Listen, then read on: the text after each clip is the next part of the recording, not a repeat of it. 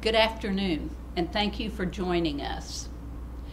We're here today to talk to you about a very, very important election that's coming up on April 2nd. There are 3 propositions. This is the biggest infrastructure package we have ever brought before our voters.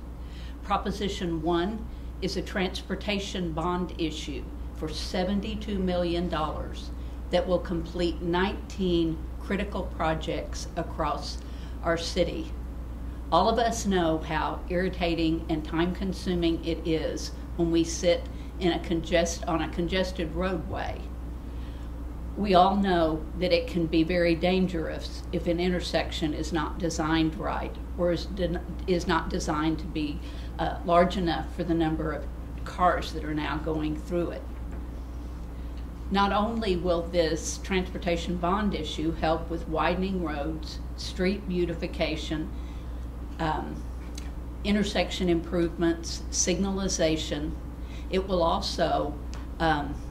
also takes into consideration those people that aren't just interested in driving, those people that want to ride bikes, those people that want to walk on sidewalks. We have a growing number of people in our disabilities community and our seniors who would really like it if we had an unbroken sidewalk system all around our city, and this will help us very much with that. The second proposition is a stormwater bond, and it will provide for the construction of 33 projects, 3 in every one of our wards.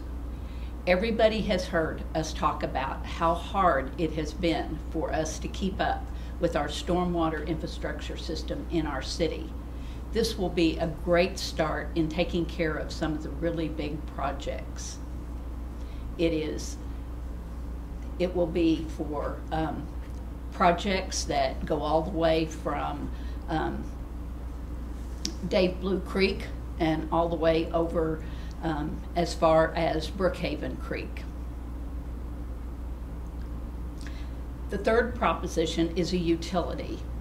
The utility is designed to really do all the maintenance, the ongoing maintenance that we have to do all of the time. It's one thing to do the infrastructure, it's one thing to fix things, it's another thing to keep them maintained. We could spend $30 million or $60 million or $100 million on infrastructure, and if we're not paying to maintain it, it will all deteriorate once again. So this is really important. When our citizen committee put this together, they put it together meaning for the 2 issues to go together, for the transportation, or for the stormwater bond and for the stormwater utility. When the rest of our staff talks, we're going to give you details about all of these really important propositions. So at this time, I'm going to turn it over to Shawn O'Leary, and he's going to talk to you about the transportation proposition. Thank you, Mayor. We're going to take you through some information that's on our visionfornorman.com website, so we encourage you all to get on that site today or anytime after today. Lots of great information. We're really proud of the work that our staff has done. This has all been staff-driven in terms of the information that you're looking at there. So I will talk briefly to the Proposition 1, which is the transportation bond issue, and then Dr. Carrie Evenson, our Stormwater Program Manager, will follow up on Propositions 2 and 3, just a quick overview of each of the programs.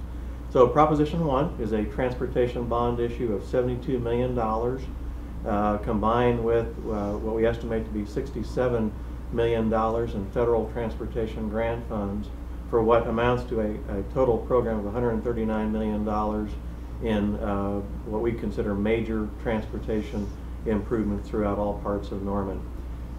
Unlike Proposition 2, Proposition 1 is a no new tax increase program. We are able to do that with our ad valorem taxes here because there are a number of years and previous bond issues for transportation improvements in Norman that are going off the books or retiring, which opens up a capacity of bonding, debt financing in the amount of $72 million. What that means to most of us is that your property tax levy today will stay the same way throughout next year if this Proposition 1 is approved. If this Proposition 1 were not approved on next Tuesday at the ballot, your property tax rate would go down relative to the city's levy. On our website, there's an overview of the program, pretty much like I just shared with you. The only thing I'd add to that is that this program comes to you as voters as a unanimous vote from the City Council, 9-0 vote to support all three of these propositions, and also came to the Council from a large movement of city committees over the course of several years. In the case of transportation, a 45-member citizen committee developed the Comprehensive Transportation Plan, which was adopted by Council in 2014. So as we developed this program of projects and transportation priorities, they came out of that plan, which is a 20-year plan for needs, transportation needs throughout the city. And that's why you'll see on the map that these projects are everywhere in Norman. They are focused in the development growth areas, they are focused in the core Norman areas, and they represent, again, a very comprehensive view of transportation needs and improvements over the next 20 years. Also on our website is the ballot language. This is limited to a certain number of words, I think 200 words.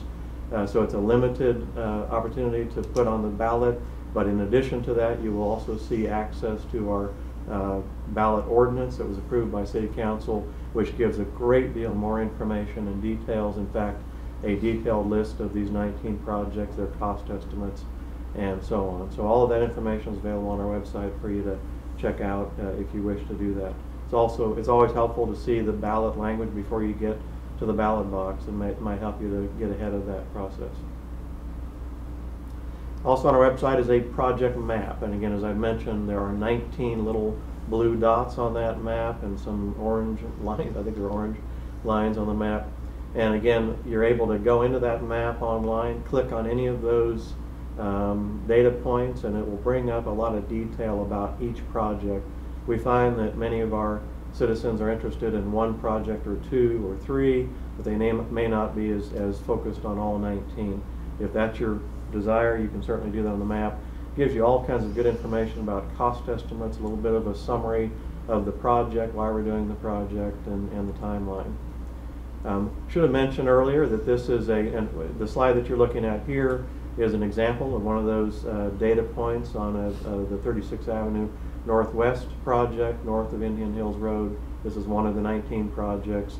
And this is, as I mentioned earlier, this is one of those projects focused in our growth corridor areas. Norman is growing fairly rapidly to the northwest and to the southeast in terms primarily of residential growth.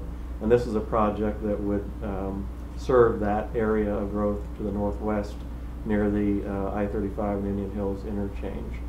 So again, on this slide, you can see a great deal more information. Again, maps of the project, summary of the projects, the kinds of things that were highlighted as the council developed the programs. Might take a moment here to mention that each of these transportation projects in our comprehensive plan were designed to be multimodal. In other words, we're no longer designing these roadway projects for just cars and trucks. We're designing for pedestrians, so continuous sidewalks on both sides of each corridor, continuous on-street bike lanes, which is something fairly new to Norman and actually new to Oklahoma in many cities. There might be bus stops or bus turnouts and that sort of thing. So multimodal, all kinds of forms of transportation are being addressed through each of these projects. Again, as Carrie pans back to the map, I should have mentioned earlier that this is proposed to be a 10-year program of construction and a 20-year term of debt financing. So these 19 projects have been carefully planned over the course of the next 10 years. If approved, the first project will be under construction in 2020 at the intersection of Porter Avenue and Acres Street. The rest of the projects will be administered, again, or constructed over the course of that 10 years, approximately 2 per year. We did that very intentionally to not impact our drivers and our residential areas, commercial areas, with an abundance of construction at one time. So kind of feather the program in over time, and that'll be a little easier on our citizens. Early on in the program, you will see projects that council opted to fund with bond funds only, and then later on, around 2023, you'll begin to see the combination of bond funded and federally funded projects, and that was very intentional because it does take a little bit longer to get those federal transportation grants in process. And so again, we'll be on the street quickly as early as a year after the election with that first set of projects, and then we'll move into the latter set of projects, which are those federally funded. They tend to be, those latter projects tend to be the capacity type of projects where we are widening roads from 2 lanes to 4 lanes. We're doing that kind of project.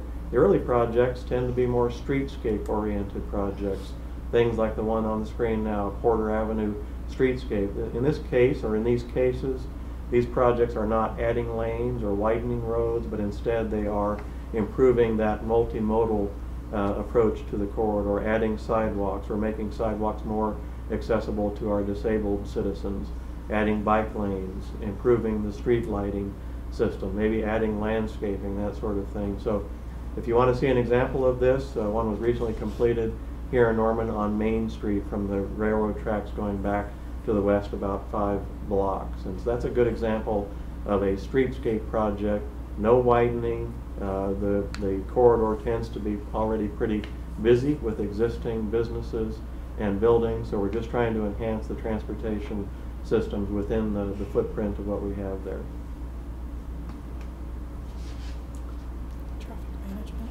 Yeah, let me mention one more project that you'll see in this set that is pretty unique to all the others. We're calling it a Traffic Management Center, TMC in the business, in the traffic engineer business.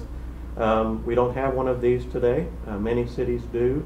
In Oklahoma, Oklahoma City, Tulsa, and Edmond have these kinds of programs already in service or in operation. And essentially this is what we call intelligent transportation systems, or sort of a high-tech approach to traffic management, as opposed to what we have done traditionally over many decades of, again, widening roads, adding traffic signals, coordinating traffic signals, all of that sort of thing that we've been doing in Norman for many years and will continue to do. But this is more of that real-time management of traffic conditions and traffic congestion from a room where there would be people sitting looking at screens with live video of trouble locations. So an example I've been using with folks is, imagine a game day Saturday in Norman. Lindsay Street is bumper to bumper traffic, and there's an accident in the middle of that corridor. It takes a while to clear that accident and get the traffic back moving.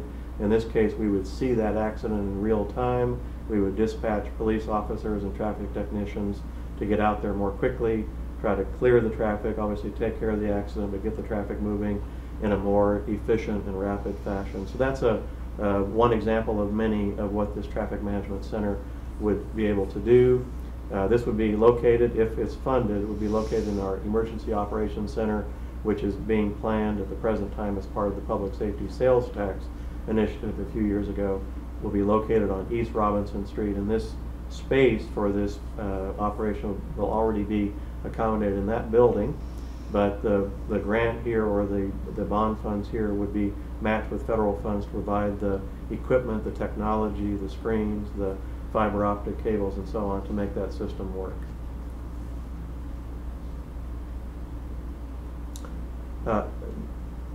Is that showing up? Yeah, okay, so now on the screen you'll see a list of the 19 projects. On the left column you'll notice the scheduled year of construction. We hope that this is the schedule. We've done our best to try to plan what we think will happen, but again, things change, and sometimes projects have to be jiggled around in over a 10-year period. But this is the current plan for sequencing of projects.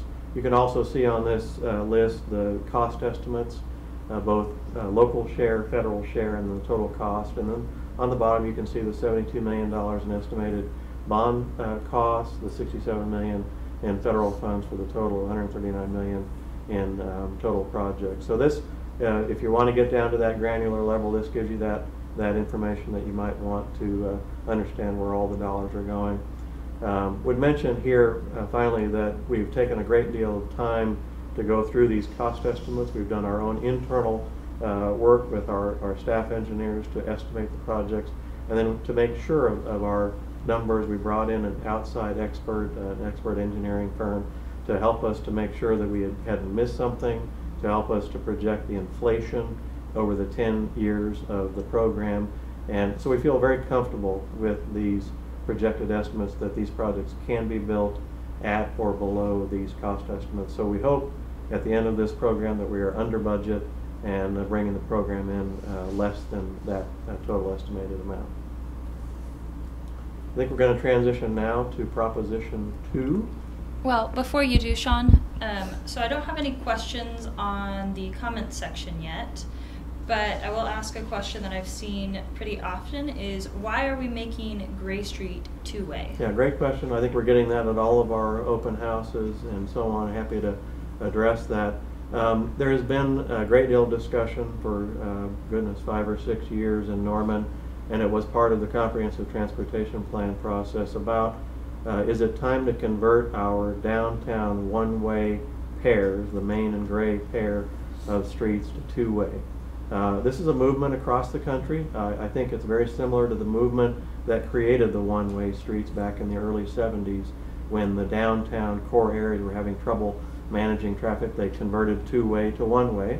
Now what's happening across the country, Norman is no exception, is that one-way configuration maybe is no longer as important as it was before, and I think the merchants, the retail folks especially, feel like the one-way streets are keeping economic development opportunities from being able to be fully realized in the downtown. So that was evaluated through the comprehensive transportation plan. We know how to convert them back, but there is some concern about converting Main Street. So Council made a very wise choice, I think, in this program to only include Gray Street conversion to two-way. This is the complete length of Gray Street that is currently one-way. And this is sort of a test case to sort of make certain that we can do this without any repercussions, and to allow it to sort of test itself in the region or in the district to see that if that really is true, that retail and other entertainment district uses will be more possible in the downtown. So this will be the Gray Street conversion. If it works, and I think it will, I think Council will consider Main Street at a later time. Great, and I have another question. Weston Sterling asks, who staffs the Traffic Management Center? Are those propositions funded now, or will this be an added budget item not covered by the bond proposition? Yeah, great question. Again, we do not, naturally, we do not have one today. There is no staffing today. What is happening in other cities is those tend to be employees of the traffic division. In Norman, that's part of our public works department as well. They tend to be traffic engineers or traffic technicians or IT trained people who can operate that kind of equipment. So this program will provide the funding for equipping this system. We already have the building funded through PSST. So to that question, if all this comes together in the next few years, we will need to staff it, and that would probably be a general fund expenditure for the council to consider at that time. Okay, that's all the questions I have on Proposition 1. Okay. Well, we'll move then on visionfornorman.com to the information that is there for Proposition 2. Proposition 2 is the Stormwater General Obligation Bond. It's a $60 million general obligation bond that funds 33 stormwater projects across the city.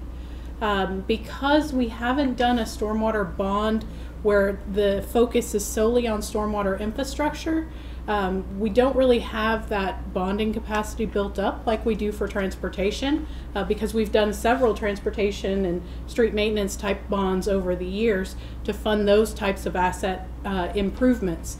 We haven't yet done that for stormwater, so there will be an associated tax increase with this. It's estimated to be approximately $5.25 a month based on a property's market value of $150,000. So if you're interested in trying to figure out how that would affect your budget, we've provided that information for you.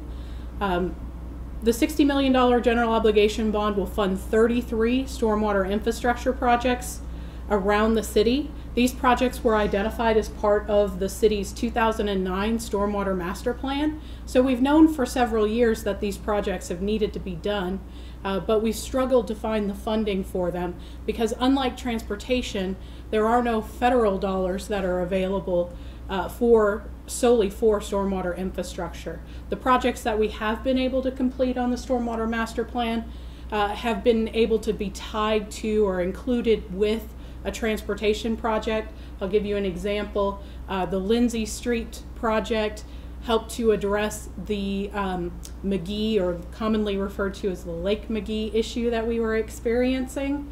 And Shawn likes to refer to that project as a stormwater project with a street on top. So we were successfully able to complete that project, which was the #1 priority stormwater project from the master plan, by helping to use or using those transportation dollars, leveraging them to both complete the street improvements and the stormwater improvements that are associated with that. And we do that where we can, and we've been fairly successful at it. It's just a slower process, and we have 60 projects on that stormwater master plan that need to be accomplished. And so this general obligation bond will help us move forward significantly in getting our stormwater infrastructure projects completed. And I will say we had a stormwater citizen committee that was appointed by the mayor, 16 members from across the city representing each ward, as well as multiple stakeholder groups. And they were tasked with determining a funding solution for stormwater. They're a very dedicated group. They met for over a year, every 2 weeks for several hours at a time, to learn about Norman's stormwater needs and figure out a solution to solve our funding issues. And so they recommended both the general obligation bond as well as the stormwater utility, and the rate structure that we'll talk about in Proposition 3 was one of 3 alternatives that they proposed to the council. One of the things that the Citizen Committee was adamant about with this general obligation bond was that all citizens in Norman see a benefit from these projects, and so they requested that at least one project from every ward be included in the list, and we were actually able to craft it such that we were able to get at least 3 projects in every ward. And we were also able to get all of the highest priority projects. So in the Stormwater Master Plan, each of the projects has a city priority rank, and we were able to get all of the top 12 priority projects included into this list to be accomplished. So not only will we have a good distribution of projects across the wards, we'll also make sure that we're getting the all of the highest priority stormwater projects done. So if you're interested in reviewing the ballot language, that is also here on Proposition 2. You can read that, and the ordinance language is available as well. And similar to Proposition 1, we have a map of all of the stormwater bond projects that are included on this list. And in the same manner that you can click on a project and get the description of it, you can do the same thing here, and I'll take you to our Proposition 2 map, and you can click on a project, say this project here on Imhoff Creek. It is both a flood reduction project as well as a water quality improvement project, because it helps to stabilize the stream banks upstream and downstream along Imhoff Creek. And one of the reasons that's a water quality improvement project is you think about streams, and as their banks erode because of the volume of water that they're receiving, they tend to deepen and widen. And as they do that, those stream banks fall into the creeks and are washed downstream. And that contributes to sediment pollution. And when that occurs in the Lake Thunderbird watershed in particular, we know that's making the impairment to the lake much worse because the lake is impaired for nitrogen, phosphorus, and sediment. So addressing our stream bank erosion, both within the Canadian River watershed and the Lake Thunderbird watershed, help to improve our water quality throughout Norman. Another type of project that you will see on this general obligation bond are more capacity improvement, infrastructure improvement type projects. This Merkle Creek project at Iowa Street near Cleveland Elementary is one such project. The existing structure, which you hopefully can see here, is scheduled to be replaced with a larger concrete structure in order to pass that water upstream to downstream so that that structure is not serving as a pinch point and causing upstream flooding and affecting the stream banks in that particular area. So it runs the gamut of projects from infrastructure improvement to stream and channel protection type projects. And if you're interested, same kind of thing, you can click on any of these projects and learn more about them. So with that, I think that really covers Proposition 2. There's also a detailed list here, if you're interested, that gives the project location, what the city rank is, as well as a brief project description and the estimated cost associated with each of those. And in the same way that transportation, we looked at those dollars and carefully scrutinized them to make sure that we had enough funding in there for them. We did the same thing with the stormwater projects. We know this is an approximately 10-year implementation period for these projects, so we want to make sure that those projects that are beginning in year 10 of this will have the funding available that they need. Okay, and I don't have any questions on the video for this proposition, but I do have a few general questions that I've been receiving. First, and this might be a question for Shawn, but Main Street Bridge was already under construction when it washed out, so why is this being used as an example of stormwater problems? No, you bet. Again, Main Street Bridge, West Main Street, this is Brookhaven Creek for those who aren't familiar with that project.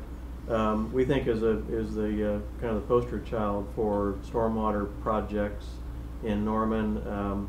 In that case, we were fortunate enough to have included that project in the 2012 bond program, and we were again working through many years of design and development and getting the federal funding.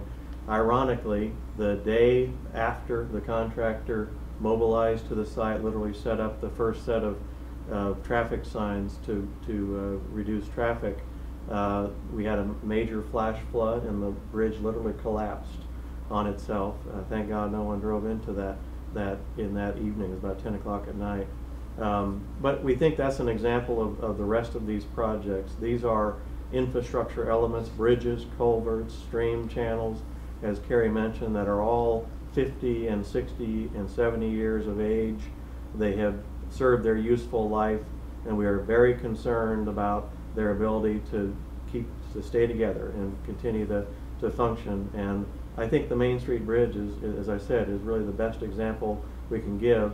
I'm not suggesting that the rest of these bridges or culverts are going to collapse tomorrow. I don't want to suggest that, but we are very concerned that they are very vulnerable as the next flooding event or other major storm event would hit Norman. And we know that's going to happen. And Norman is notorious, along with the rest of Oklahoma, for having very violent weather conditions, and these systems are very vulnerable because of that tendency. And so this may be directed for Anthony, but so if we do have all of these issues and we see them as a large safety concern, why aren't we balancing the budget to fix these? How come we can't just fit these into the budget? To the extent that the budget is able, we have been. It's just that the source of stormwater projects now is the general fund and the capital fund, which is the same source of revenue that we have for police department, fire department, parks department, street maintenance in general, the city attorney, the public works administration, the engineers. All of those demands are placed on the general fund and the capital fund, and there's just a very limited source of revenue for those. So Decisions have to be made by the council about what the priorities are. And yes, we do set aside money each year in the capital fund for stormwater projects.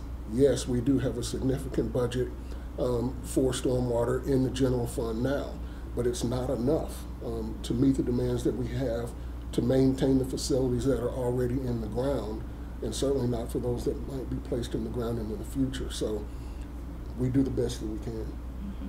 So will passing either this bond or the utility free up funds in the general fund to use for other things, or will those funds still be used for stormwater needs?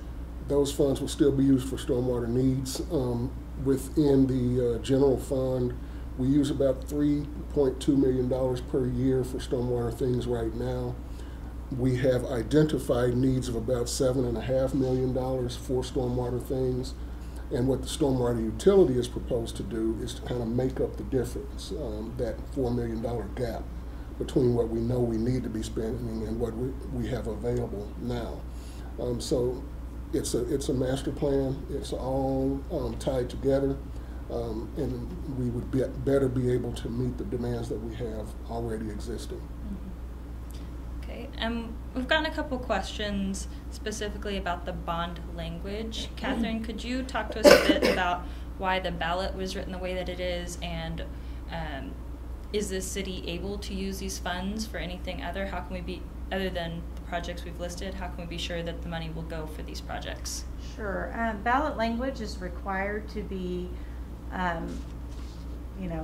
simple to understand. It can't be too long. It's got a word limit. And so you have to give enough information so the voter knows what they're voting on, but you can't give all of the details. And so where we've included the details for this bond language is really in the ordinances that adopted and proposed the propositions. And so you can see, for example, on proposition number 1, the language talks about spending or obligating up to $72 million in general obligation bonds for traffic and roadway improvements.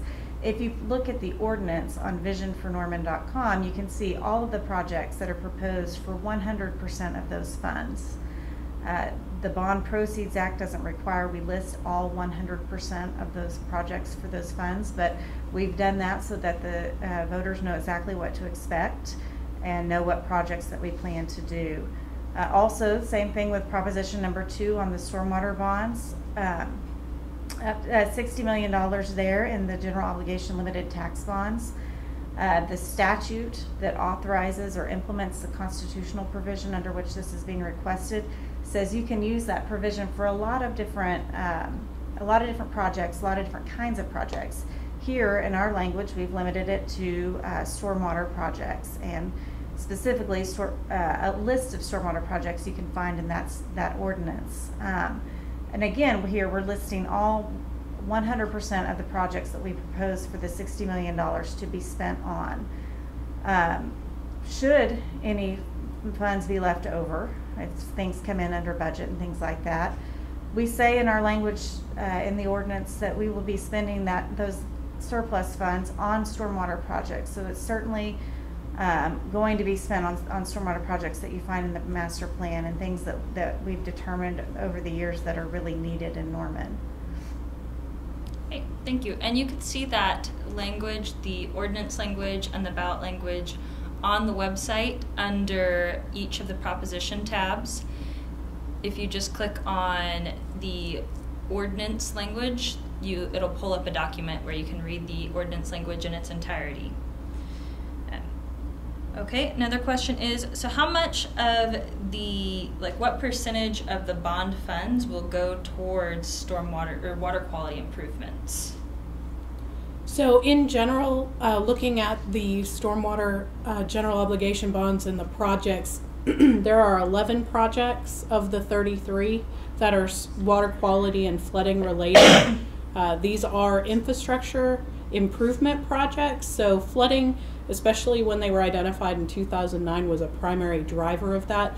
But you also have water quality benefits like we talked about when you address the stream bank erosion issue. The other place where you're going to see a lot of investment into water quality improvements is really on Proposition 3 with the stormwater utility. not only will the stormwater utility provide us the funds we need to do better maintenance, but it also has dedicated funding in there for structural controls to be installed in the Lake Thunderbird watershed. So that is where we're going to see some of the biggest improvements to stormwater quality, because right now what we're doing is we're monitoring to gather the data that we need to identify where the hot spots are, where we're seeing the most contribution of nitrogen, phosphorus, and sediment to our stormwater runoff. And once we identify those hot spots, that's where we'll then target installation of structural controls, actual treatment type devices to remove those pollutants from our stormwater runoff. And some of those treatment devices can take the form of constructed wetlands or rain gardens or bioswales, or even modifying existing detention ponds in order to provide some water quality treatment. So there's a lot of options out there. We need the 5 years of monitoring data first, and we're beginning year 4 now, and then we'll start to target where to install those devices. Great, so sounds like quite a bit of these projects will go towards water quality, and they all kind of play into the same things. Mm-hmm. So I do have a comment here back to our previous question that Kathryn might want to address. Bill White says, the ordinance language has no limits, and the ordinance states that the money may be spent on economic and cultural development to include stormwater. This is very broad. Do you want to comment on that? Sure. The proposition language that you're referencing is proposition number 2, and that is pulling in the general purpose of the state statute that authorizes the bonds or implements the bonds as authorized under Article 10, Section 35 of the Oklahoma Constitution. So that's the general purpose, but as you can see in the language immediately following that, we're talking all about stormwater. That's what the money's going to be spent on. And even though we didn't have to list the projects, as I said before, we chose to list the projects so you know exactly what those funds are going to be spent on. It's not just stormwater, it's those specific 33, I think, projects that are proposed to utilize that $60 million being authorized. So by listing those projects, we've limited ourselves to that? We really have, and we didn't need to do that. We weren't required to do that, but we wanted to do that so you would know exactly what was being done. That's the only thing those funds can be spent on, is those projects listed in the ordinance. And then, as I said before, any surplus funds that may be left over after all of those projects are done, we've also restricted to stormwater projects only. And Kathryn, I've heard it said, I've heard you say before, and correct me if this is wrong, but we had to include that language on economic development, cultural development, all of that, because that's kind of constitutionally the part of the Oklahoma Constitution that we are pulling from. So we had to list it in there? It's a state statute that implements Article 10, Okay. Section 35 of the Constitution, and that's the overall broad purpose listed in that state statute. The state statute allows you to use that section to get bonds authorized for all kinds of projects. It's very broad, and there's a long listing of projects, but we've chosen in our language to limit us to only stormwater. Could I ask a Yeah, question certainly. to Kathryn? What if council, let's assume that the Proposition 2 passed, and council decided that they didn't want to use the money for stormwater projects? What would happen under this ordinance? They could not use these funds for anything other than stormwater projects. These projects have to be done. Why is that? Because we've listed them in the language, and that's what the voters are approving. They're not approving a very general, broad authorization to use them for any purpose listed in the state statute. They're authorizing them for the specific purpose of stormwater and for these specific projects. I have a question as well. Isn't it also true that the literature that we put out, when we tell people in the literature, here's what this proposition is going to do, it lists all these transportation projects. When we put out proposition number 2 that talks about stormwater infrastructure, here are all the projects you're going to do. When we do these presentations, don't those also bind us to some degree legally with what we have to produce? Sure. If at some point in the future council said, we're not going to spend this $60 million on stormwater, we want to, build a senior center. or something like that. That's all of the information we've provided to the public is something that would be used to show that we promised the public we would be doing this for stormwater, and we need to do it for stormwater. The language in the ordinance is most important, but all of that information would be evidence used to show that this is what the voters voted on, and this is what we told them we were going to do, and that's what we need to do. I got another question. Amanda Naren asks, if the transportation bond doesn't pass, can we use our bonding capacity to fund more stormwater projects? If the transportation... Yeah, so the question is, if the transportation bond does not pass, can we use our bonding capacity to fund more stormwater projects? So would that open up more capacity if we vote down the transportation bond? No, because as Kathryn points out, the transportation bonds are authorized under a different section of the Constitution than the stormwater bonds. So it's sort of different pots of enabling legislation. Mm-hmm. And that's why Proposition number 2 is under a limited tax general obligation bond, because under that section of the Constitution, you can only levy up to 5 mills. There's no limit on what the voters could approve for a tax levy for such things as transportation. Public utilities is the term. Okay, I've got another question. Bill White asks, when was the last time that the city code and ordinances for water, drainage, detention, and retention and related subjects, when was the last study done to validate that these standards are valid and appropriate to city needs? I assume he's talking about the stormwater master plan. Yes. Well, and the drainage requirements. Yeah, let me offer a start to that. Carrie might have some other thoughts. The stormwater master plan that was adopted or accepted by council in 2009 is probably the most comprehensive study that we have done of our system and our programs and our standards, and they developed this list of projects and so on. I would say that the city's design criteria, engineering design criteria that we have adopted, that we use every day for transportation, stormwater, all kinds of infrastructure, was published in 1996 and has been updated a number of different years since then. But we are right now going through a pretty elaborate review of that program. We are focusing on the stormwater design elements of that, and then we will move to the other elements, including roadways and sidewalks and so on and so forth. So we are in the process this year of evaluating that 1996 set of standards to determine if they need to be upgraded. And I suspect some will. I suspect others are still quite current because of those amendments intervening. So always room for improvement, always room for I think enhancements of design criteria and how we get these projects designed and built. But our standards were in 1996 really cutting edge at the time, so we started on a good footing. Okay. Another question. So we've gotten a lot of comments about the Andrews Park drainage detention pond that's in the bond. Could you talk a little bit about what that'll be? Are we going to be taking away part of the park, or how's that going to impact the park? Right. So you may have noticed in the actual project description, it basically discusses building a 9-acre detention pond in the park, and that's significant. And I know it's caused a little bit of concern to some of our citizens because the park is such an amenity for the community. And we are very aware of that.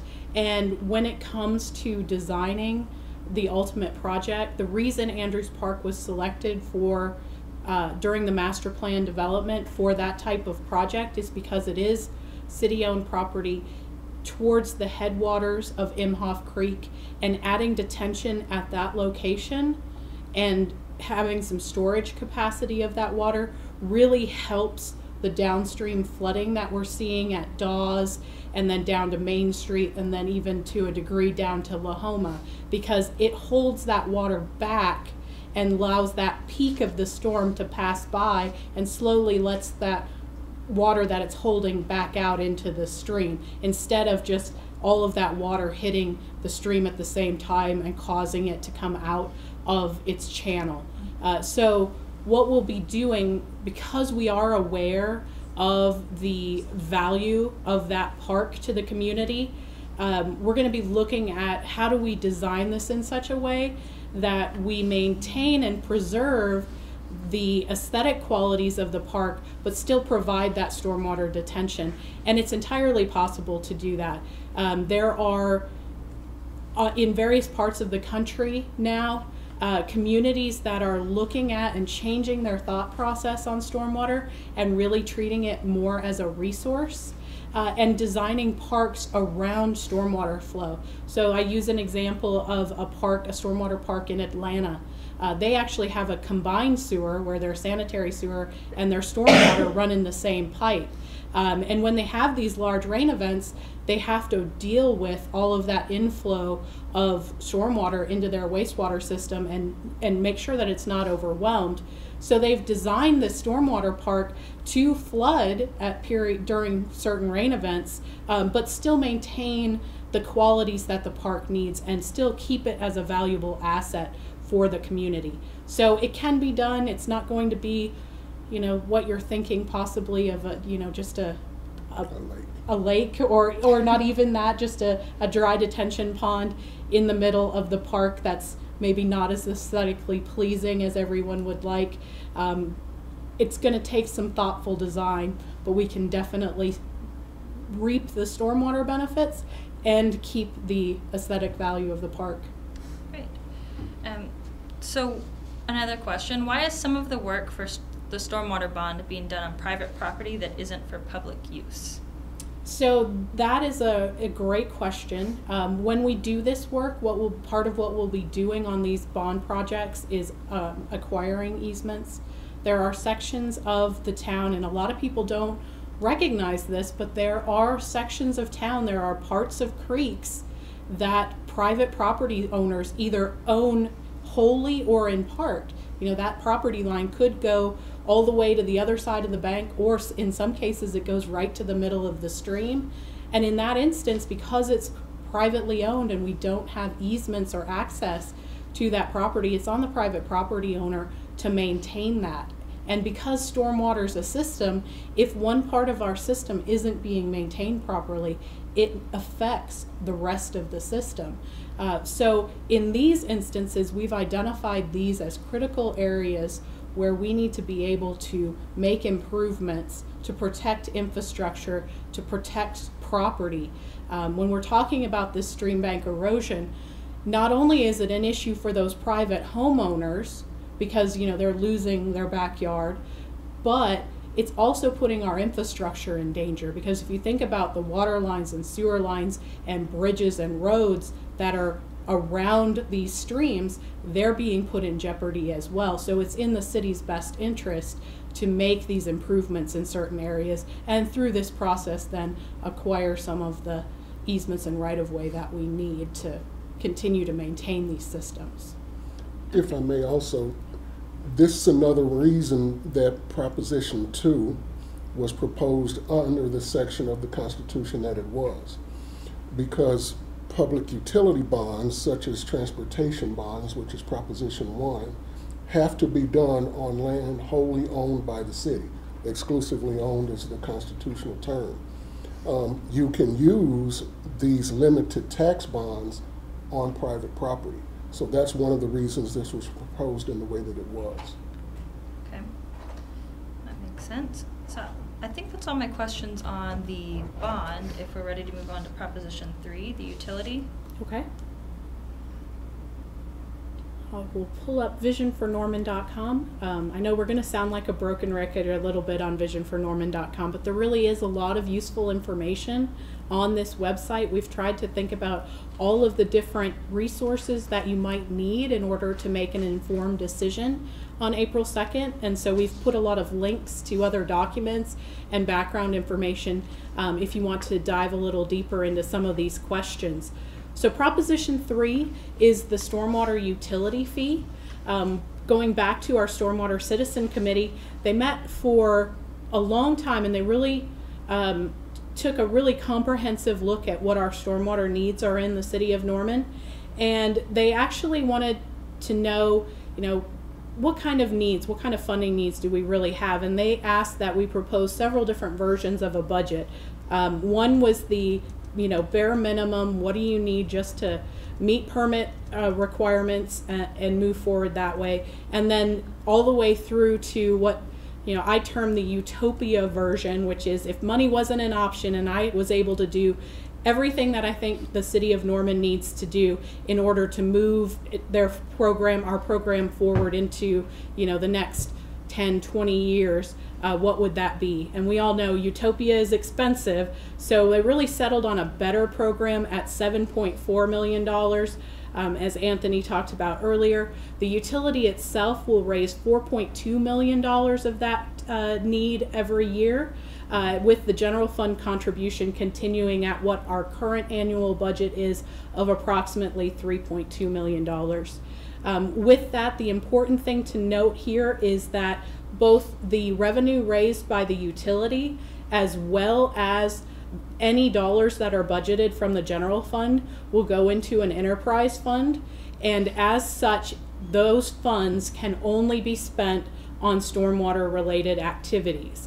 So they can't be spent for other purposes beyond that.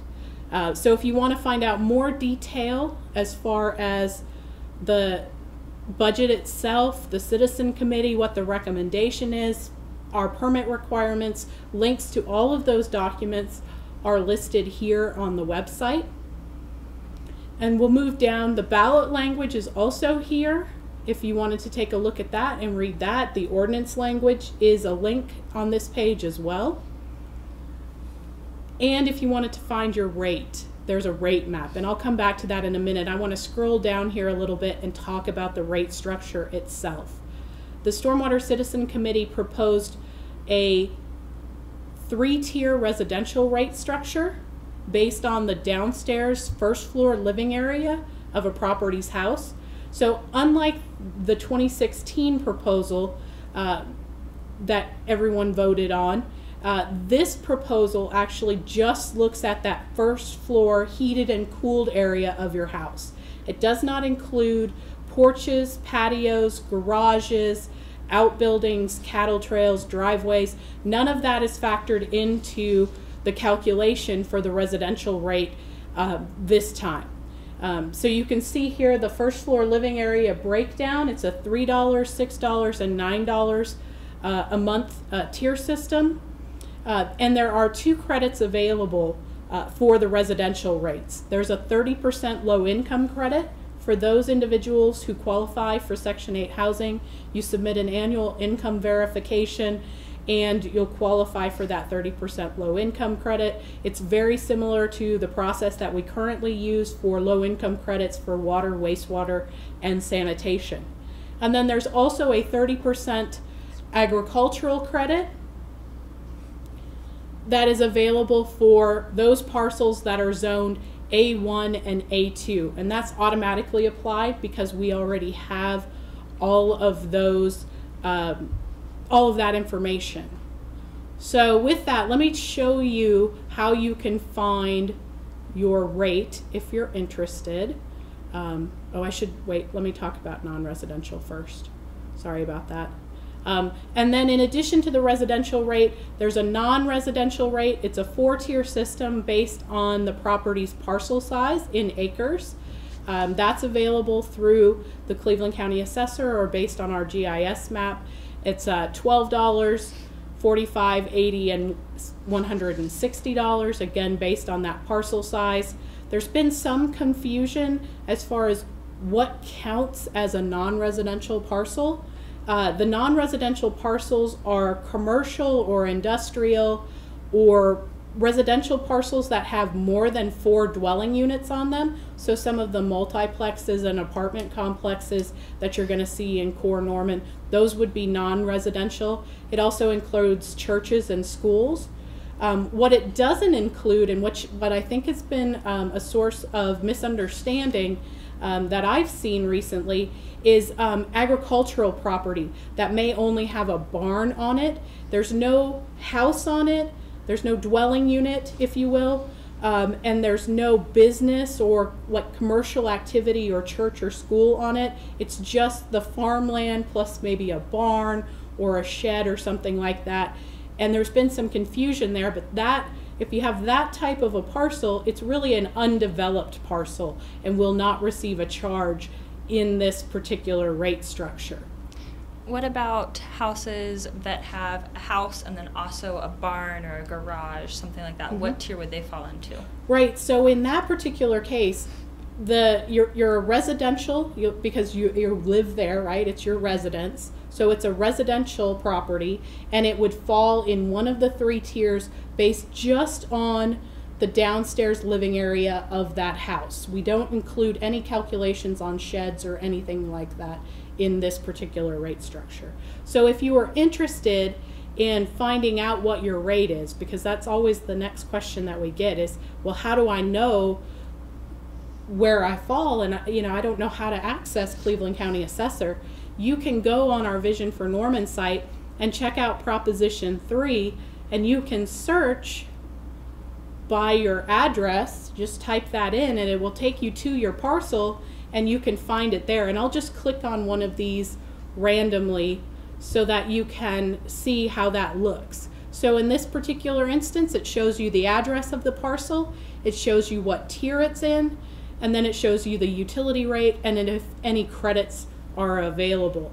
And I'll zoom out here just a little bit and we'll go to one of those parcels that may be zoned, and it's loading a lot of data, so give it a minute on here. We're going to go out this way and pick a parcel that I hope is zoned. Yes, okay. So this particular parcel is a residential parcel. In this instance, it's zoned agricultural, either A1 or A2, and so the agricultural credit has been applied. So the discount is already figured into that stormwater utility rate that you see here. So it makes it easy. When you click on it, you know whether that credit is available, you know what your rate would be. How about for residences that have an oil well on their property? Will they be residential or non-residential? Even if they're not, they don't operate the well, they're not getting any fees for it. How does that work out? Right. If on your residential property, on your house where you live, you have an oil well or you have a cell tower or something like that, and you're not operating a business associated with that, it's a residential parcel. So you would fall in the $3, $6, or $9 rate. And again, it's based on that calculation of first floor living area of your house only. Okay. And would buildings like the schools, city buildings, the National Guard, Armory, or maintenance shops, would those fall into non-residential? Those would all fall in non-residential. And for non-residential, there are no credits. There are also no exemptions to that. I have had a few calls this week on some folks that have churches and wanted to know if churches were exempt. In this instance, no, churches are not exempt. And they would fall in the non-residential category. The same applies to the schools, and we've had some concern about Norman Public Schools as well as Little Axe Public Schools and having some maybe some budgetary difficulty with those numbers. The school systems are aware that they will be paying these stormwater utility fees, and we haven't heard any objection to that, and I think the mayor could add on that if she wanted to. I'm sorry. On the public schools as far as paying the utility fees? Yes, we have discussed with some of the public school people about, they are aware of this, and we've not gotten any negative feedback about the public schools. The public schools, of course, have very high utilities because they have so many campuses located and all around town, and some of them are very, very large. They have lots of impervious surface. They have individual buildings, outbuildings. So the school system is prepared to pay their fair share. And aren't the public schools exempt from property tax? That's right. So they will pay the utility fee, but they will not pay the property tax. Okay. And the other thing I think I would like to point out at this point is while we as staff have really tried to make this data as accurate as possible and make sure we have the correct first floor living area, the correct parcel size, we have the classification correct. We've looked at all 40,000 plus parcels to try to make sure we have this classification correct. we are human and we may make mistakes on this. That's entirely likely. But what we do have this time is we have an appeals process already approved by council. They approved that in February of this year, and there is an application form in our stormwater policy manual, so that should this pass on April 2nd, we'll be ready to take any appeals that may be necessary and process those should we have something incorrect on the classification or on the calculations. And we're also working through to make sure that the way this would work, should this pass on April 1st, then it will be on your utility bill starting August 1st, and the bill will be going to the parcel owner, the property owner, rather than to, say, the tenant, or possibly to, if your tenant has the other utilities like water, sewer, or trash, it would still be going to the property owner as the individual that is responsible for that. And the reason for that is, say for instance, on a parcel that has 4 or 5 different businesses on one parcel, that it's getting a single parcel charge, but it has 8 businesses on it or 5 businesses on it. The city did not want to be in the position to have to decide how to divvy that up. That's really the responsibility of the property owner to figure out how or if to pass that on to the tenants. So I have a question. Yes, ma'am. So I own rental property. It's spread out. It's not commercial. It's residential. Mm-hmm. So I will get multiple bills for that? So that is the possibility at this point. What we're looking at is how can we make this as simple as possible for our customers, but you as the property owner for those residential properties will receive the stormwater fee for those parcels. We're looking at setting it up so that maybe what you see are line items associated with each of the residences that you own. And or multiple paper bills that are in one envelope being distributed to that particular property owner. So there's a way I could come in and talk to somebody in the utility department and say, I've got property X, Y, and Z, and could you bill me for all of them at one time or together? Yes, we make those sorts of arrangements for our utility customers now, and we certainly would in this case. Because that kind of concerned me at the beginning, and I thought, well, is there a way that we could make it easier for people? And that's what we're working out now. We've been looking at our current system as well as the utility billing system that we'll be moving into with the new processes, and I think actually the new system seems like it will be able to handle it much easier. But we will make it work so that we are ready on August 1st. To make sure that we can just start distributing these bills. Okay.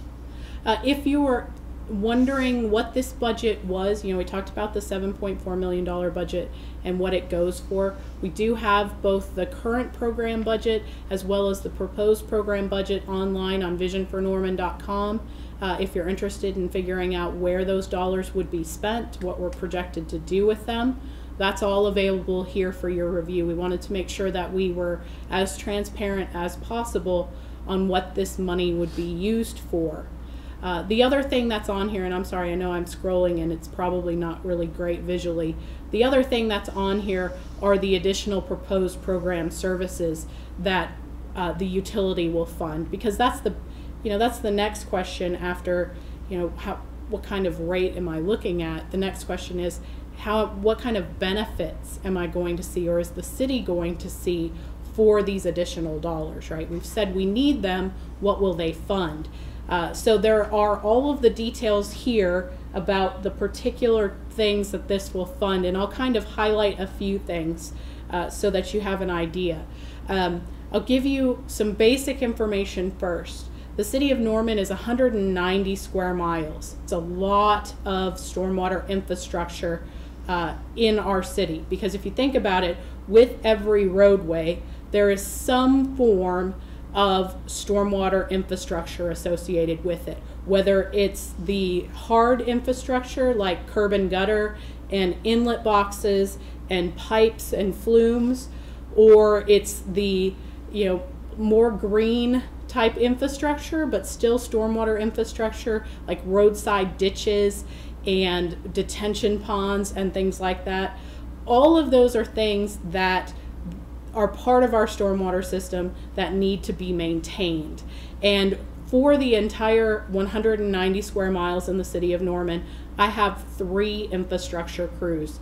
I have a street sweeping crew of 4 that is out on the streets every day sweeping the streets.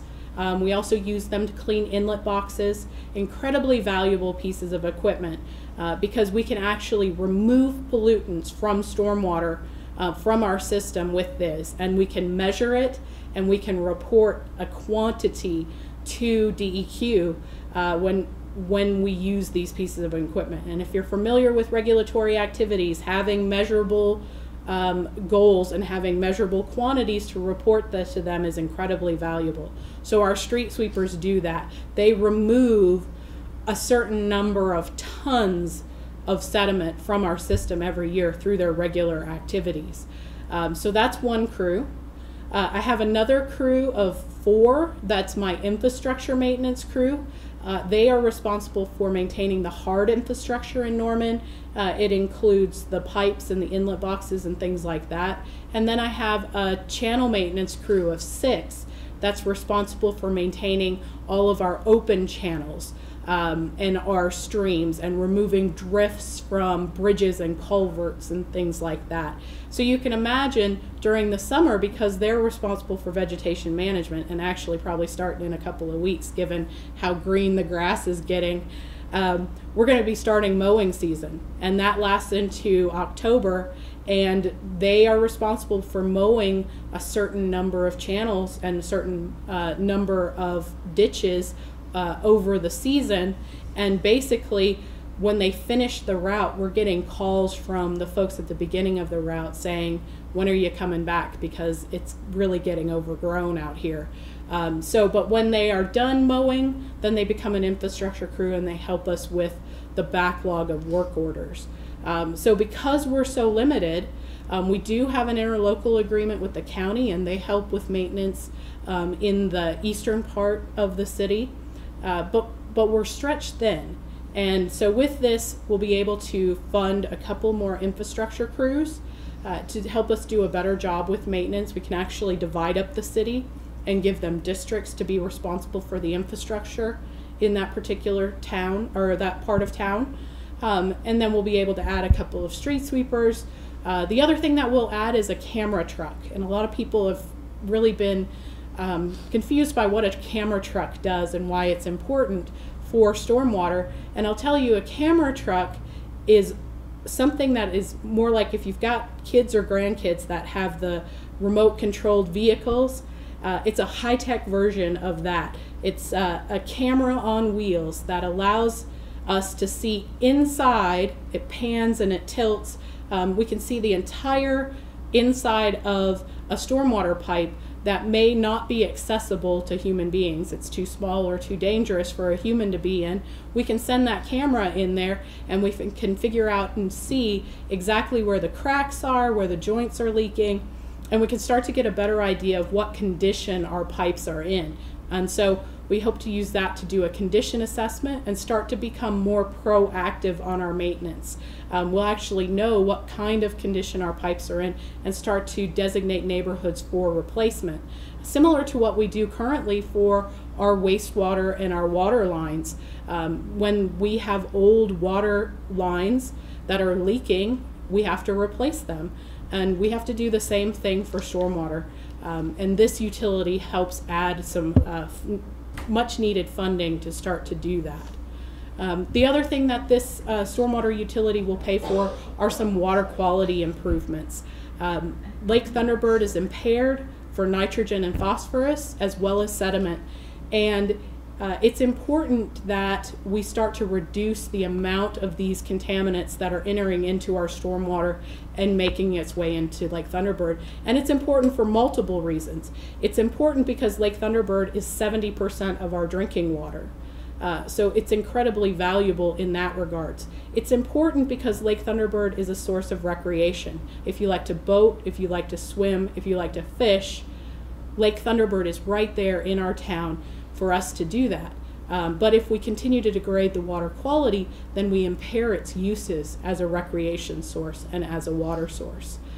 So all of these things are reasons why we need to make improvements. And then we have the regulatory requirements with the Lake Thunderbird watershed total maximum daily load, which actually sets a load reduction requirement on the city of 35% for those contaminants.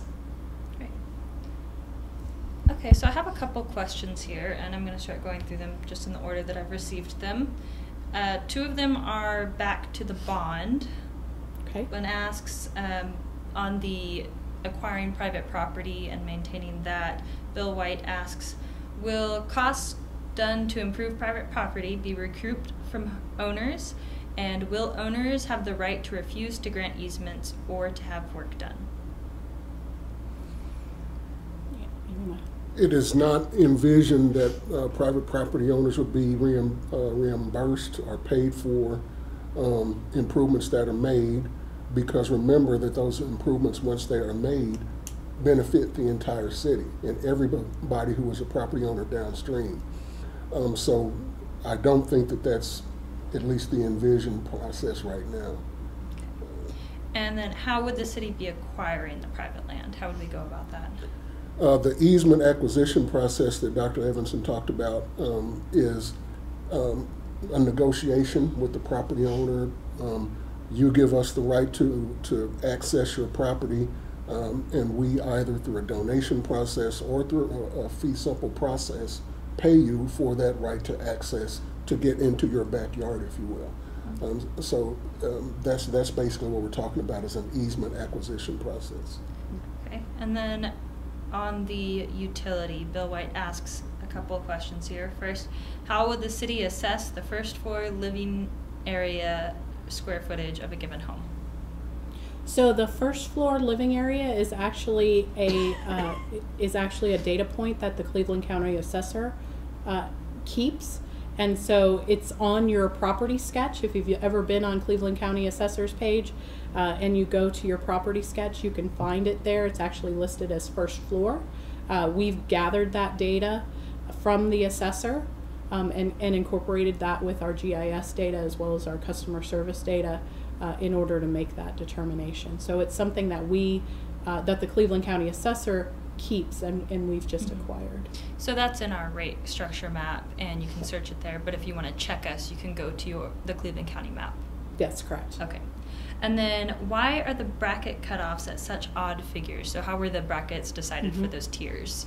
So the City Council approved our work with a third-party consultant, and the third-party consultant gathered all of Norman's data, including data from the Cleveland County Assessor, as well, and our GIS department, and they created a stormwater rate model that allowed the Stormwater Citizen Committee to try different means and methods for this rate structure. As you can imagine, there are many, many different ways to establish a stormwater utility. Lots of different ways, things that you can base it on, and different ways to calculate it. And that's what that rate model allowed the committee to do. And so when the committee made their determination that they wanted to have 3 tiers, and they wanted to be based on living area, they were able to select that with the calculator. And then the tiers are set that 25% of residential properties are in tier 1, 50% of residential properties, parcels, are in tier 2, and the remaining 25% are in tier 3. And then the calculator does the calculations to determine what the break point is on first floor living area based on that distribution of properties, and that's where those ranges come from. They're directly from the calculator. So you kind of get into some interesting information there. Do you know what portion of the 4.2 million comes from residential versus non-residential, and then also how does that compare to their overall contributions? So don't tie me to the numbers because I don't remember them offhand, and I don't have well, actually I can find that for you actually. Give me just a second, I will take you to. If you're interested, normanstormwater.com is still live. For those of you that remember, this summer we had a lot of open houses and public meetings to discuss the citizen committee's recommendations and make sure that we gathered feedback to present to council on what the citizens felt about those different rate structures. And so they actually have their recommendations online still on normanstormwater.com, and the calculator actually calculates the rough percentage of, and there are a lot of minutes on here, so give me just a second. It actually calculates the percentage of residential to non-residential contribution from the fee, and it's roughly 44%, if I remember this correctly, but I will get to the page so we have it exactly, and so that you can see that. Sorry, I know it's making you dizzy. I apologize, but I really wanted to get to this particular piece of information because I think it's really valuable for folks that want to know how this was calculated, what the breakdowns are, things like that. But you might notice down here, we have this impervious surface pie chart, right, where 44% of the impervious surface in Norman is from the non-residential properties and 56% is residential. And then you look at the model revenue breakdown, and approximately 45% of the revenue comes from the non-residential category, whereas then 55% comes from the residential category. So that rate, the percentage of revenue versus the percentage of impervious surface, the impact to our stormwater system is roughly the same. The other thing that's important to note here is the model also gives us some monthly effective stormwater costs of both the utility and the bond for some example properties in Norman.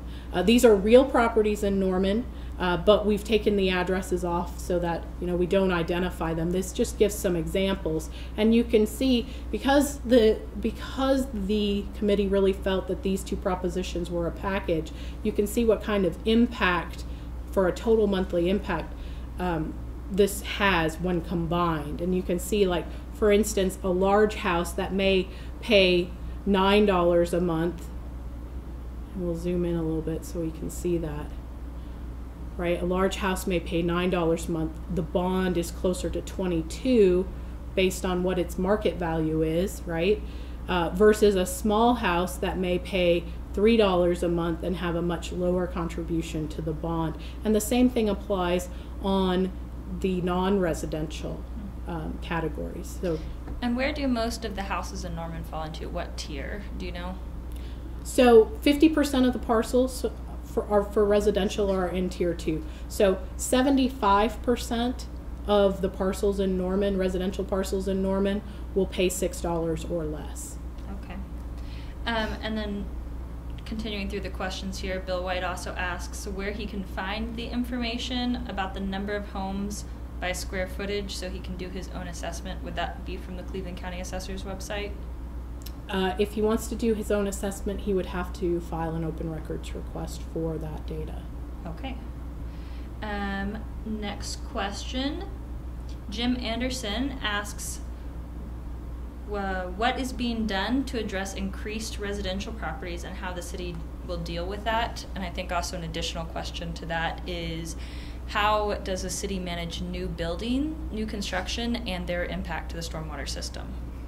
So when we have development in Norman, particularly in more recent times as our drainage standards have changed, we actually require that with development that their post-development hydrology, the rate at which stormwater leaves their property, meets or is at the same rate that the water left the property before the development occurred. So post-development meets pre-development is the requirement right now.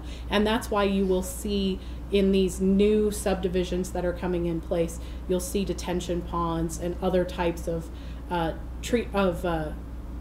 flood control devices in order to slow the rate at which the water leaves that property so that we're not adversely impacting the downstream properties.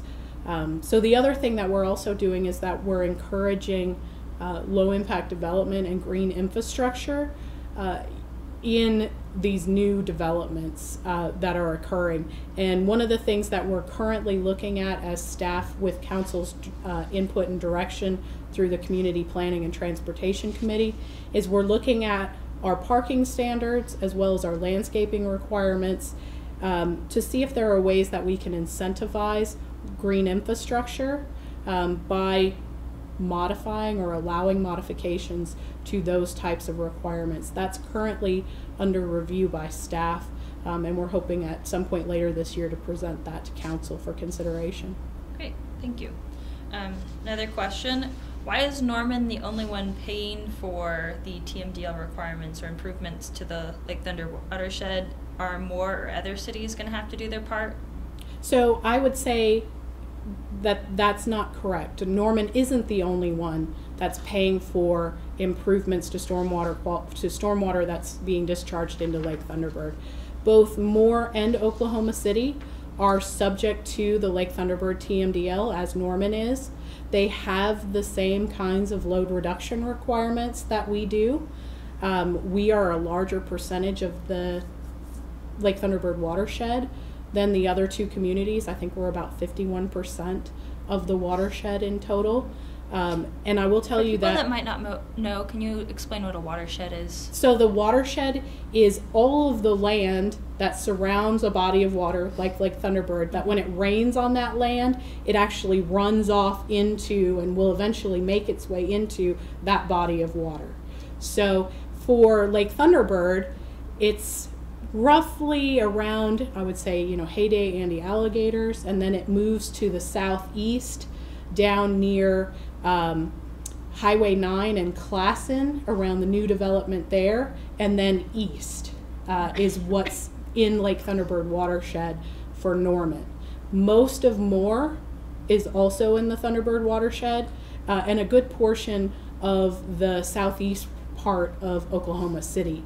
And there are maps out there. If you want to Google Lake Thunderbird watershed, there are watershed maps out there that will show you where those boundaries are. But a lot of Norman's growing area is located in the Thunderbird watershed. And so back to how are Moore and Oklahoma City handling the TMDL? All three communities are working together on the Lake Thunderbird Watershed Partnership so that we can collaborate on joint efforts for public education and other means. And Oklahoma City has also, last year in their, they had, I think, 10 or 11 bond packages that they brought up for a vote. 13? Okay. 13 of them were up for a vote, and one of them included I think approximately $14 million for stormwater regional detention in the Lake Thunderbird watershed in Oklahoma City. So we're not the only community that is paying to improve the water quality of Lake Thunderbird. The other two cities are as well, but we have a vital interest in it because we drink the water from Lake Thunderbird. Moore and Oklahoma City do not. If I may, I might also ask Dr. Evenson to talk about what is a TMDL. Okay. We keep throwing around that term. Right, I throw out that term a lot, and I try to at least describe the acronym before I throw it out there. But what a total maximum daily load is it's basically a study that the Department of Environmental Quality did.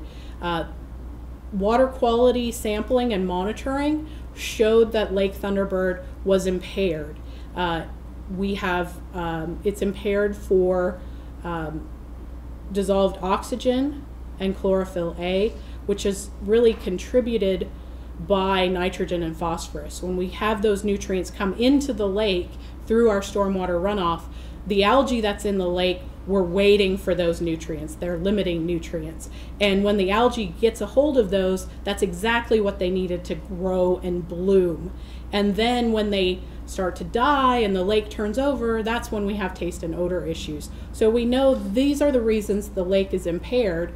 When we see that the lake is impaired, then it goes on something called a 303D list, which is basically a list of impaired waters in the state. And the Department of Environmental Quality then has to do something about bringing those lakes, those water bodies, back into meeting water quality standards.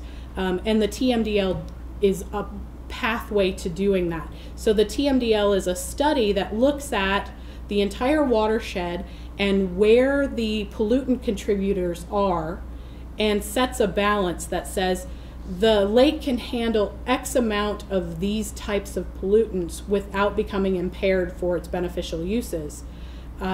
So that means that any source that's contributing those pollutants needs to be brought down, needs to reduce the amount of pollution it's sending in order to get to those levels, right? It's a very complicated water quality study.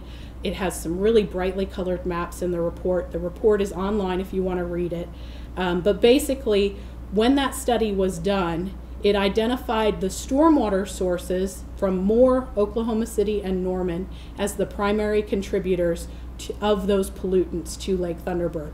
There are no other point source discharges in the watershed other than the 3 municipalities. So this is the first time that DEQ has actually put a stormwater source in the waste load allocation part of a TMDL, which means we actually have to meet a load reduction goal in a certain number of years. Okay, I'm getting some more questions on the rate structure. So is a farm considered residential or commercial property? So if there is a house on that property, and that's what it's being used for, it's a residence with some farmland, then it's residential. Okay. If it were to have, say, a tasting room or a nursery or something that makes it a business entity, then it would be non-residential. Okay. So if somebody just has not a tasting room, not residential property, just has land with some cattle on it, what does that end up being? That is considered undeveloped and will not receive a charge. Okay. And I know we talked about this earlier, but we've got some people joining, so can we address again, since we're talking about rates, are schools going to be paying the utility fee? The schools are going to be paying the utility fee. There are no exemptions on that. As we said earlier, the public schools are aware that they would be paying the utility fee. If you also think about it, if you think about the size of Norman North and the size of Norman Original and their parking lots, they have a lot of impervious surface. They're some of the bigger impervious surface areas in the city of Norman, and so they do contribute a lot of stormwater runoff to our system because of that. But they wouldn't be paying the property tax. And overall, I know this question came up at our open house last night, and we were talking about the benefits to school children being able to reach the schools for lack of flooding. Right. The schools receive a benefit when our infrastructure is properly maintained, because the buses and the parents going to get their children can make it to the school and don't have to worry about traveling across or around flooded areas. While they are contributing in the utility, it's also because they receive benefits from the services provided.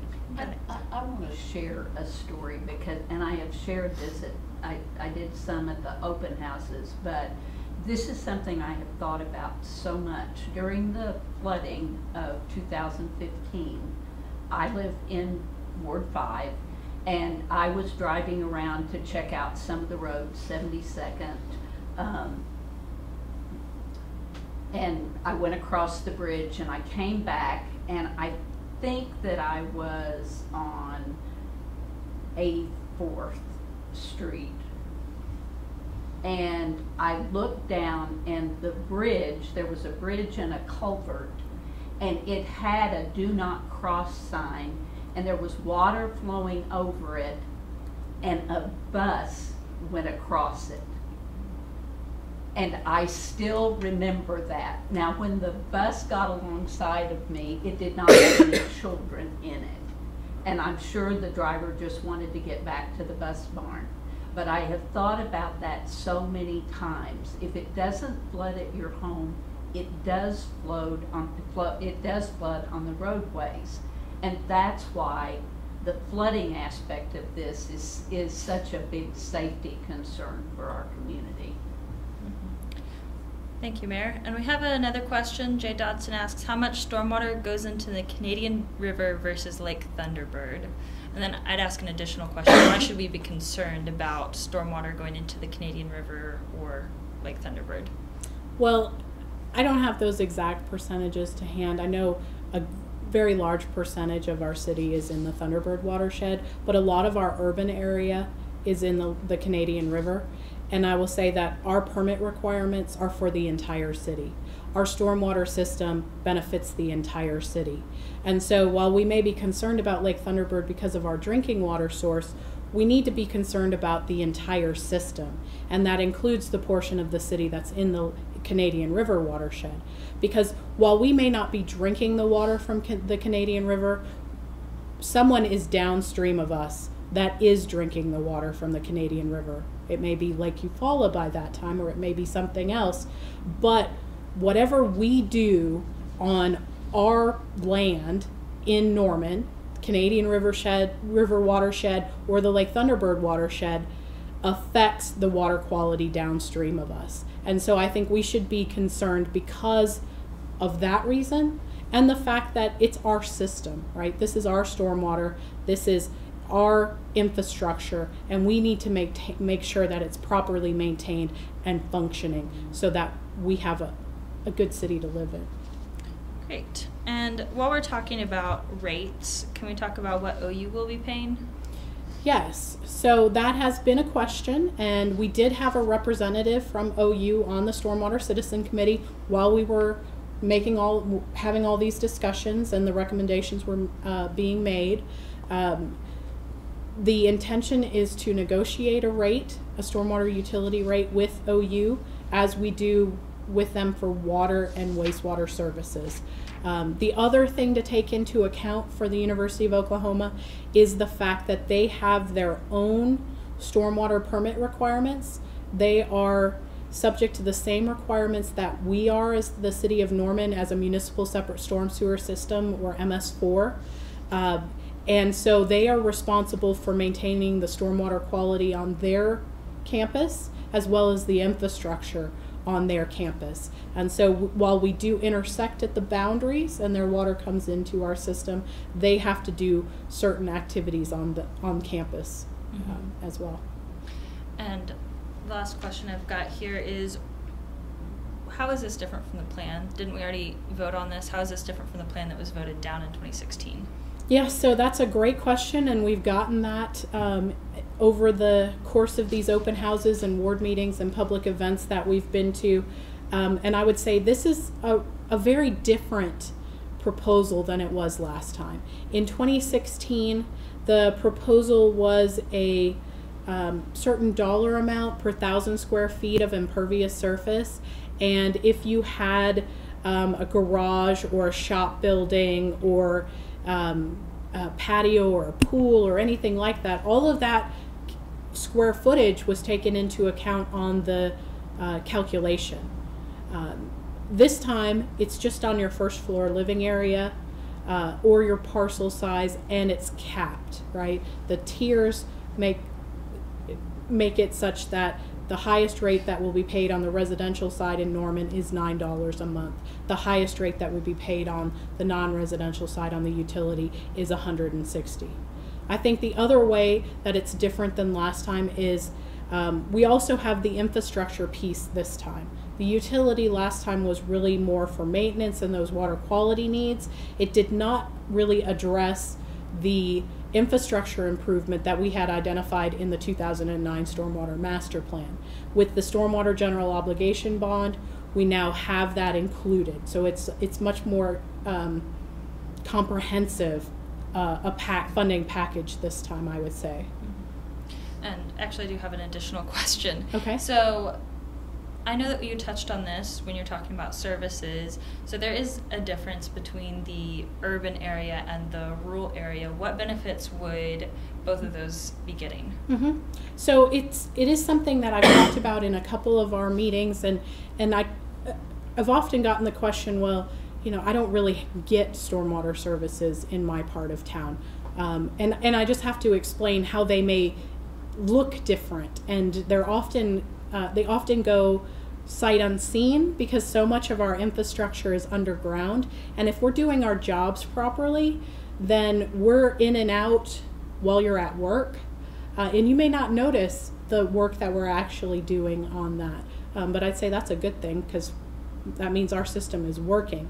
But it looks, the maintenance and the infrastructure looks different in different parts of town. If you live in the central part of town, the more urbanized area of town, you see curb and gutter, and you see inlet boxes, you see those grates in the street where the water flows in, and those are then piped to the nearest drainage area, the nearest creek or stream, and it goes out there without any treatment. That's hard infrastructure, right? That's gray infrastructure that you might see on a regular basis. That all has to be maintained. What you might not see if you live on the east side of town is that type of infrastructure. You may not have curb and gutter. You may not have pipes. But what you do have is you have drainage ditches, and you have culverts, and you have bridges. And all of that infrastructure needs to be maintained as well. It's all part of our system, and it all has to be maintained. It's just a different type of maintenance depending on what the infrastructure looks like. And did we talk about the neighborhood assistance program? You know, I think we did. I didn't get to that part of Yeah. it. But one of the other benefits that's in the stormwater utility package is a neighborhood assistance program. We talked about the fact that there are property owners in Norman that own parts of our stormwater system, whether it's a channel or a drainage ditch or a detention pond. Private property owners own that infrastructure and are responsible for the maintenance of that infrastructure. And that can often be quite complex and difficult to both pay for and understand what needs to be done. And so what the utility fee will do is it establishes a neighborhood assistance program. The Stormwater Citizen Committee really wanted to make sure that these private property owners could receive some assistance from the city. And so with the neighborhood assistance program, it's a 50-50 cost share grant type program where those private property owners, the neighborhoods, could apply for funding, in-kind services, just dollars for types of maintenance activities or design help or something like that, so that we can get the maintenance done on that private infrastructure. Because like we talked about earlier, our stormwater infrastructure is all part of a system. If one part of it isn't functioning properly because it's not being maintained properly, that's an issue for the entire system. And so our entire system benefits through proper maintenance. Now, when you say neighborhood, I kind of think of HOAs or these like development neighborhoods. Is that what you're talking about? Are those the only people that will be able to apply for this, or will any private resident? Any private resident can apply for this. The Stormwater Citizen Committee and I think Council really wanted to make sure that it was really available for any private property owner that had stormwater infrastructure, whether they were part of an HOA or not. Because we do have neighborhoods out there that aren't part of HOAs anymore, but they still need the help. And so the neighborhood assistance program is set so that those property owners can receive help. Great. Well, those are all the questions that I have. I'd like to give the three of you an opportunity to, if there's anything that I didn't ask that you'd like to address, this is a good opportunity for that. Final comments. I'm not an engineer, but I've learned a lot from listening to the engineers. Yeah. And as it relates to the water quality issue, I want to think of it in a more of a layman's term because, you know, I do go to Lake Thunderbird and I know people that fish a lot and that are concerned about dirty bird, as it's called, and that sort of thing. And I know that Dr. Evenson can't help herself because she is a scientist and an engineer, so she can't help but say phosphorus and nutrients and sedimentation and all of that. But what we're talking about is when it rains, we have these creeks all over town, and because the infrastructure is not adequate, The banks wash out. That's what she has called sedimentation, but what I would call dirt.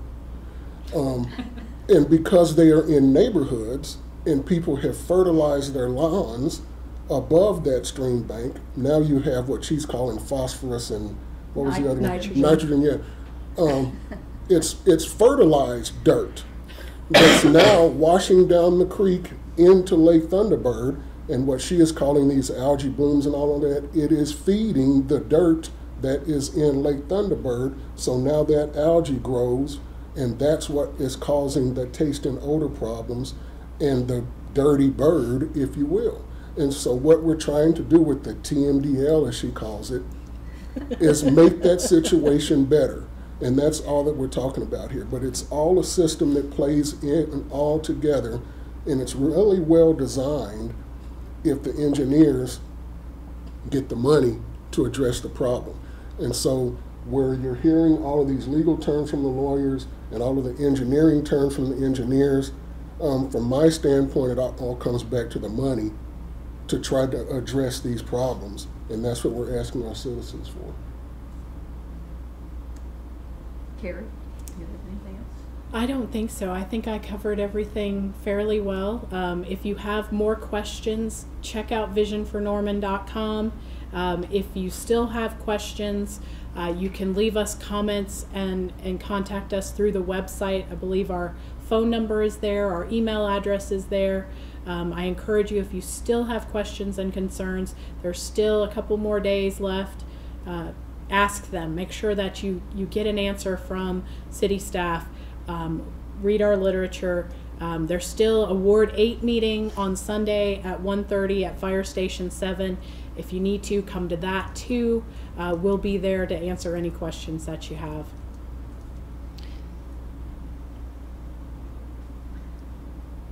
I would just say, you know, we've had a lot of questions about the language and the propositions, and I know that it's hard to get all of the information you've heard here today in 200 words or less in those propositions. So I would encourage people to visit visionfornorman.com and look at the language. You see every project listed, what we think it will cost. All of those restrictions on what we can spend the funds for are listed in the ordinance that council adopted. It's all out there for you to see. So I would encourage you to visit the website and look at those if you have any questions.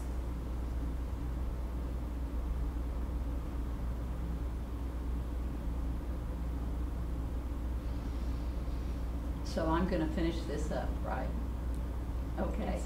I want to start out by thanking Shawn and Carrie and Anthony and Kathryn, our panelists and our experts, for doing such a good job of outlining the 3 propositions, giving you details about what is in each one of them, explaining what the money goes for, itemizing the projects, and then answering the questions that have come in since we've been on the air.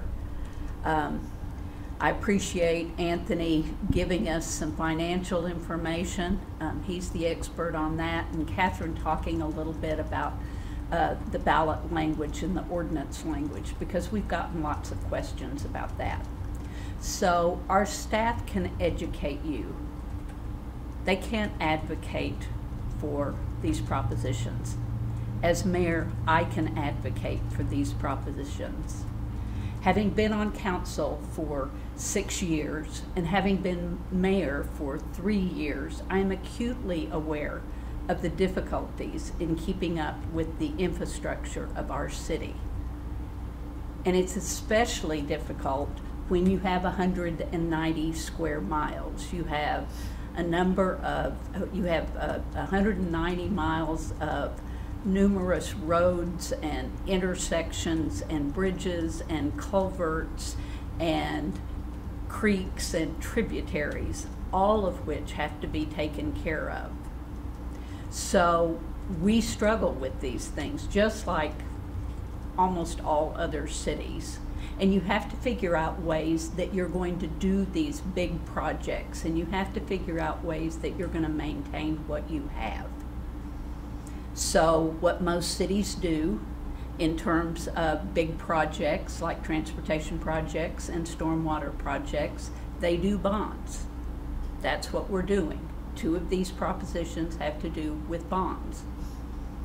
What most cities do about utilities, if they're in an area where there are water quality problems and flooding, they have utilities. That's what our 3rd proposition is about. It's about utilities. So we all know what the problems are. We know that we have congestion. We know that we have public safety issues. We know that we have flooding. And we know that we have water quality issues. And since the early 2000s, we've been studying all these things. We have master plans. We know what the problems are, but we also know what the solutions are. And what we're bringing to you are the solutions. We're asking you to help us fund these 3 propositions. We're asking you to help build the roads and improve the intersections and complete our sidewalk system and add our bike lanes. We're asking you to help us with these big, serious stormwater problems and improving the infrastructure, the projects, these big projects. Some of them cost as much as $10 million. There's no way we can pay for that out of our general fund. There's no way we have enough money in our capital fund to pay for those things. That's what this is about. And the utility fee is about maintaining all of that 190 square miles of stormwater infrastructure. These are critical needs. They are not going to go away. I am asking each and every one of you, every community-minded citizen out there, if you are registered to vote, please go vote on Tuesday and approve each one of these important propositions. Thank you very much. Okay, thank you all for joining us for this live open house. We'll be going back through and answering any questions that were added towards the end of the discussion. You can also check out our website, visionfornorman.com, where you can view information on each of the propositions, as well as contact us through the Contact Us tab. Thank you all.